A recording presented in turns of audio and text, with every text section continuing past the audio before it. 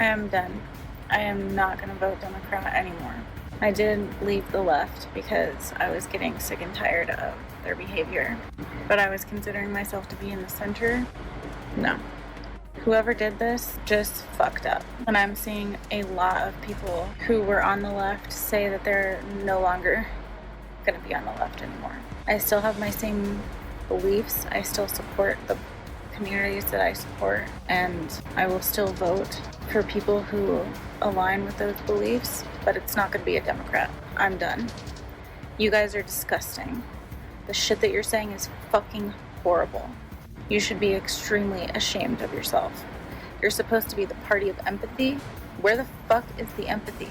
I'm done. And as always, you guys, to my followers, have a great day. To the people who are saying this horrible, awful shit, have the day you deserve. Democrats are stunned as millions of Americans walk away from their party after the disturbing celebrations over Charlie Kirk's death. What was meant to be a moment of political gloating has turned into a massive backlash, shaking the very base they once relied on. This isn't just a headline, it's a warning sign that loyalty is breaking and the numbers are impossible to ignore.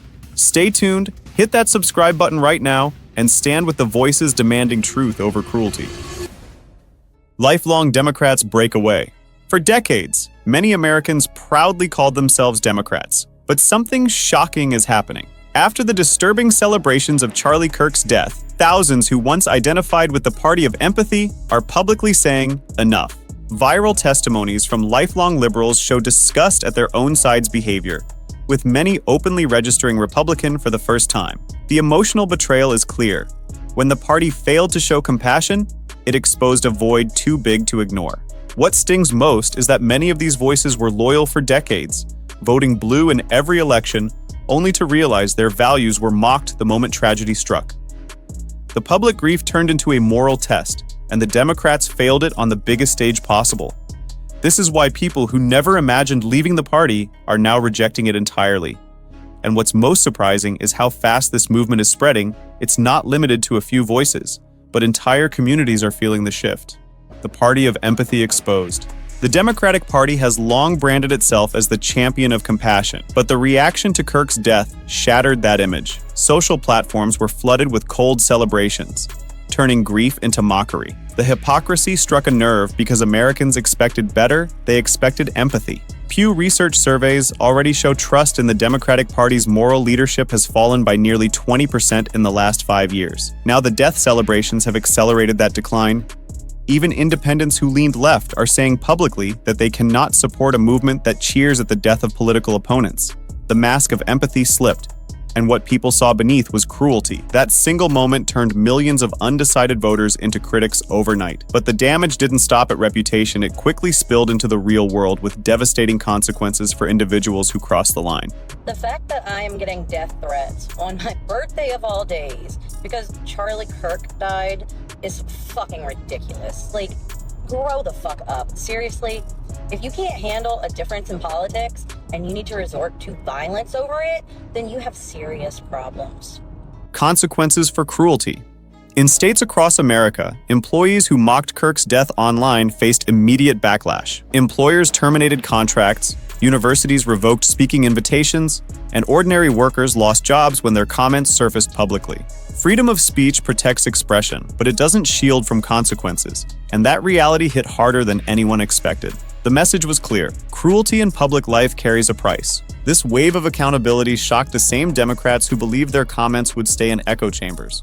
The fallout was brutal. Careers ended overnight, reputations destroyed, and communities turned against those who chose to celebrate tragedy. Families of those who mocked Kirk suddenly found themselves under a spotlight they never expected. The lesson was undeniable. Cruelty might go viral, but so will accountability. And while individual careers collapsed, an even larger collapse began to take shape within the party's voter base itself. Millions leaving in record numbers. Analysts are calling it one of the largest political realignments in recent memory. Since Kirk's assassination, conservative organizations have reported membership requests surging by the tens of thousands. Turning Point USA alone received over 30,000 new chapter signups in a matter of weeks. Voter registration data mirrors this trend, with states like Arizona, Wisconsin, and Pennsylvania showing a measurable jump in Republican registration among younger demographics. These aren't small ripples, they're seismic shifts. Behind those numbers are real stories. Former Democrats saying they feel politically homeless, then finding belonging with conservatives who show them respect. The shock isn't only in the scale, but in the speed it happened in weeks, not years. Pollsters tracking the movement are stunned because shifts of this size usually take entire election cycles. But the question remains, why would so many Americans abandon the Democrats overnight? The answer lies in the role of the media and how it poisoned the conversation. And the last thing on this today, yes, I am a better person than you for celebrating the death of a Nazi. And actually, it's pretty weird that you're not, and simultaneously asking people to have empathy for the Nazi. Y'all good? Media's radical influence. For years, mainstream outlets painted conservatives with labels like fascists and Nazis, and those words planted seeds. When Kirk was killed, some young liberals genuinely believed they were cheering the fall of an enemy rather than the death of a father and husband. The repetition of hate-filled framing corrupted an entire generation into thinking cruelty equals justice. A study by Rasmussen found that nearly 60% of voters now believe media bias is fueling national division more than politicians themselves. That toxic influence was exposed when even moderate Democrats admitted they were ashamed of their side's reaction. What's even more disturbing is how quickly lies become normalized when repeated endlessly by trusted networks. Ordinary people who once valued kindness are now convinced hate is a virtue. The media didn't just report it radicalized, and now the country is paying the price. And as more Americans wake up to this manipulation, the impact is echoing far beyond the media into Washington itself. A turning point for Washington. What started as isolated outrage has become a national reckoning. Millions leaving the Democratic Party isn't just a headline, it's a warning for lawmakers who thought their grip on voters was secure. Congressional approval ratings already sit below 20%, and now the backlash threatens to drive them even lower. If compassion is abandoned, credibility vanishes with it. Democrats now face a test: rebuild trust or watch more voters defect in record numbers. The celebrations over Kirk's death became a line in the sand, one that revealed just how fragile their base truly is. Even insiders are quietly admitting that they underestimated the anger swelling across the country. Pollsters warn that this shift could rewrite the map in swing states that were once considered safe. The shockwaves are real, and they're only growing stronger as more voters leave the party behind. And the stunning truth is this: the realignment has only begun, and the next election could expose just how far this exodus will go. Some of you out there getting very emotional over Charlie Kirk. Yes, I feel bad for his kids. Not for him though. I'm just gonna go over some groups that he did not like. Charlie Kirk is the type of person that would force his own 10-year-old child to give birth if she got raped. Charlie Kirk is also a man that did not have any sympathy for any children that were in Gaza. Does that not register with you guys? Charlie Kirk did not have any sympathy for any Palestinians dying. He even believed the place did not exist because he was pro is not real. He spread racism, Islamophobia, anti-Semitism, anti-LGBTQIA+. Have we all forgot about that?